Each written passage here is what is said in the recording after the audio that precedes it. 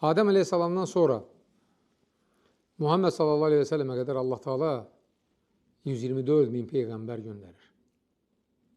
Və hər birinə kitab nazil edir. Peyğəmbərlərin hamısının kitabı olub.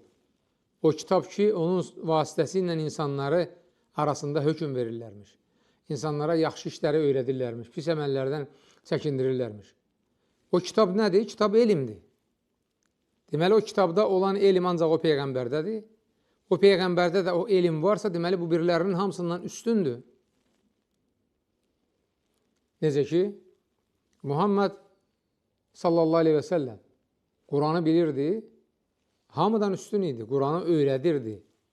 Öyrədən, müəllim, alim, öyrədən daha üstün sayılır. Allah subhanahu teala Bəqərə surəsində deyir ki, Kənən nəsə ümmətən vahidətən fəbəətəllahun nəbiyyinə mübəşşirin və munzirin.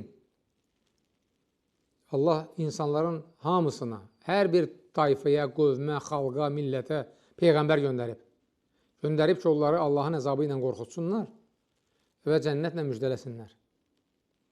Ayənin əsas yeri gəlir. O ənzələ ma'humul kitab. Və onlara kitab nazil edib. Və bu kitabın sayəsində həmin o peyğəmbərlər digərlərindən üstün sayılırdılar. İndi biz, əlhəmdülillah, Allah nəsib edir, hər dəfə yığışırıq, çörək yeyirik, deyib gülürük, çay içirik və s. Belə məclisi istənilən yerdə təşkil eləmək olardı, elə deyil. Evdə də, restoranda, hər yerdə sən oturub yeməyi də yeyə bilərsən, çayı da içə bilərsən. Axı, məqsəd bu deyil. Məqsəd odur ki, oturanda o məclis elə bərəkətli olsun ki, o məclisi mələklər əhatə eləsin.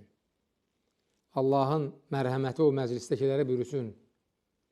Allah o məclisdəkiləri öz yanındakilərin yanında zikr etsin. Onların qəlbinə sükunat nazil etsin. Bax, elm məclisinin üstünlüyü budur.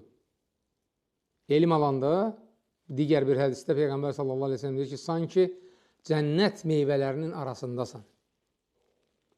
Və yenə bir hədisdə deyir ki, elmi öyrənmək üçün yola düşəndə, o getdiyin yerə çatana qədər mələklər sənin yolunun üstünə qanadlarını sərir. Səni müşayiət edirlər. Və məxluqat, hətta dənizdəki heyvanlar belə, yəni balıqlar, sənin üçün Allahdan bağışlanma diləyirlər. Elmin fəzilətidir bu.